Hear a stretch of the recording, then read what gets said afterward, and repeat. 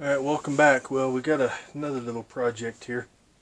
Back on the blue Goose 65 Ford F100. Let me show you down here what I've got going on. Alright, so basically what I was finding, lots of little fiddly things going on here. This is, 57-year-old tape or so. Anyway, fuel gauge was not working too well.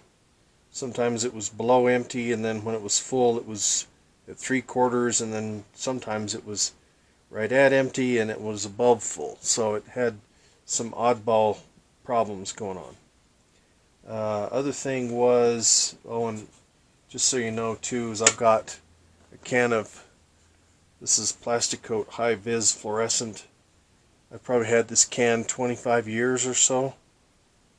I don't know if it's actually dated, but what I do is spray a little bit into the lid. I use Q-tips and dab those, those pointers, make them nice so you can see them again. And did that with the speedometer as well. And it seemed like it's working good, and I will probably dab a little bit of oil down inside this unit down in here and blow it out real good. Sometimes what can happen is these things will gather too much dust in there, and as it spins you can see that there's basically a magnet inside here, and as it spins it moves this ever so slightly. So as I'm spinning it, you can see it moving. And what can happen is a little extra dirt inside this unit right in here. What happens is it actually causes the needle to fluctuate really bad, and you'll never get an accurate reading.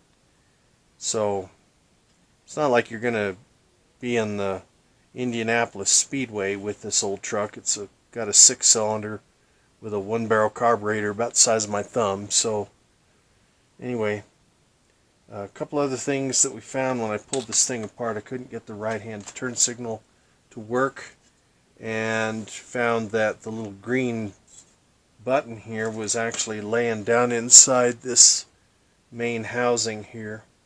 I've got a little bit of cleaning to do up in here, but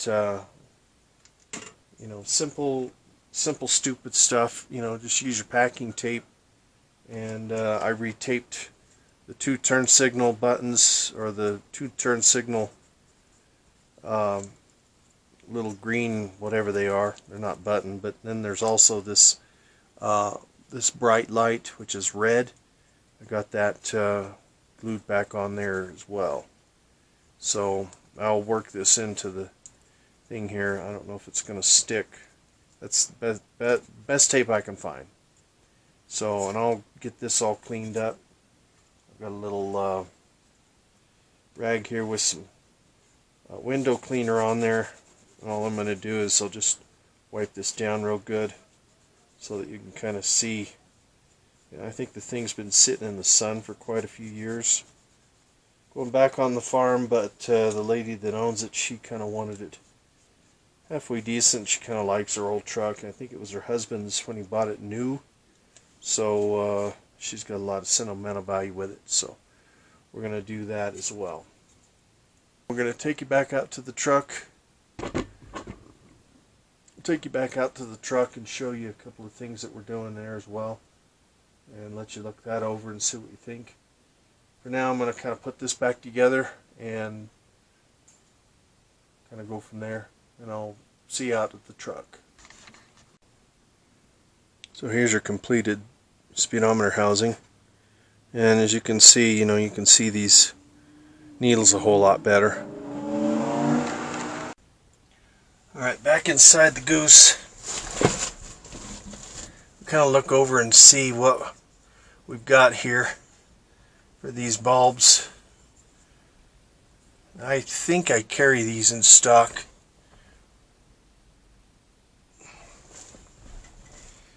So we look at them and kind of see what's going on, and then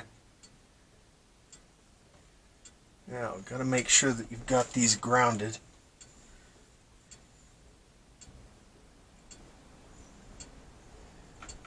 see which one it is that's actually on.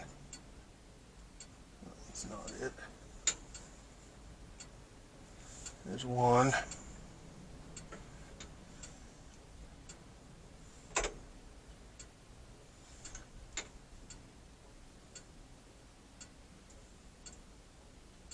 And so we got at least a couple of bulbs. That one's hammered.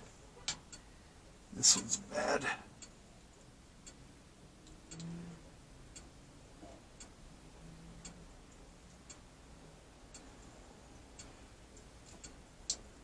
And of course it breaks right off. That's what you get from 1965.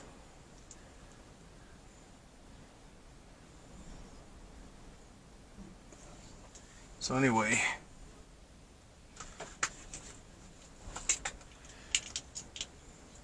just take your pliers, you gotta push it down and kind of wiggle it out of there. And that's the socket that you need.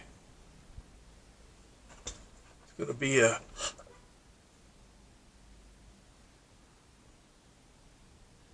what is that, a 1995? You're never going to be able to see that. I don't think this camera's good enough. We'll see if I got one in stock. Alright, this is what I come up with right here. So I had looked in my stash and I got a couple of these little tiny ones. And I got these longer ones here. We'll see what works.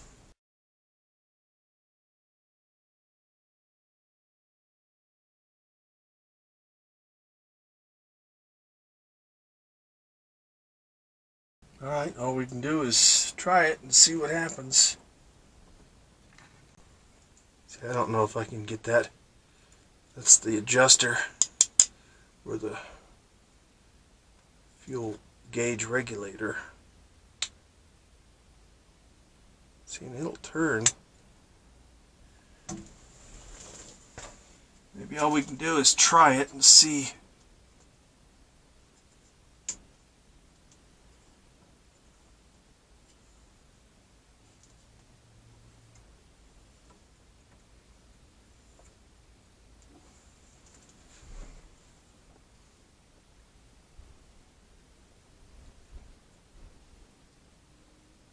Now I'm going to say that's probably half a tank right there.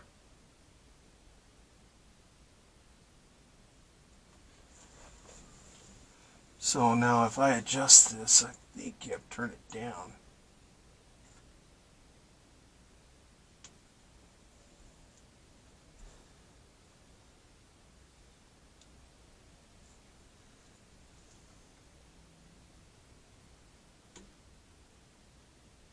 So we can turn it down a little bit further, or we can turn it back up and see if it'll be a little bit more out of adjustment.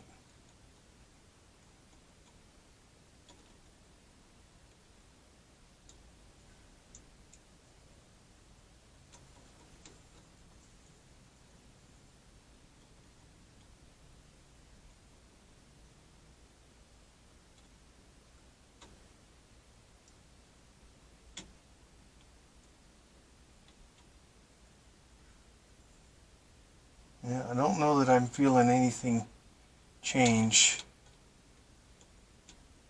May just have to get one coming. It's got the adjustment in it. Alright, so what I figured out here. Alright, so here's your sending unit right here. This is the wire to the sending unit. So I've got negative on the sending unit and the positive on the sending unit. Now when I touch this with a full tank, this is what happens.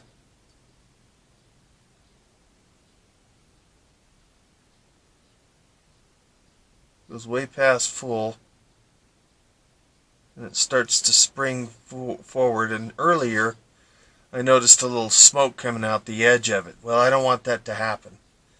So here's what I've devised a plan that might work.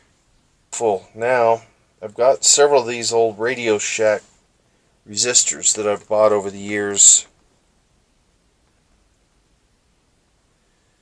There's 2.2 ohms, there's 22 ohm, and 1 ohm. 1 ohm was too much. Let's see what 22 ohms. This is just putting a little bit of a resistance in between there. Alright, 22. All I'm going to do is I'm just going to stick these together. I'm going to clamp this here and see what happens.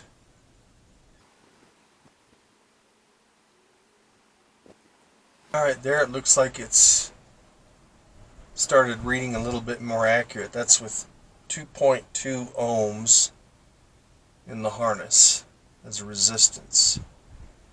So I think I'm going to go with that. Since the gauge is no longer available, and nor is this little regulator isn't available either, I'm going to have to kind of jerry-rig this to go. So that's what I'm going to do with this thing. So I'm going to give you a thumbs up right now. Thank you for watching, and we'll catch you on the next one.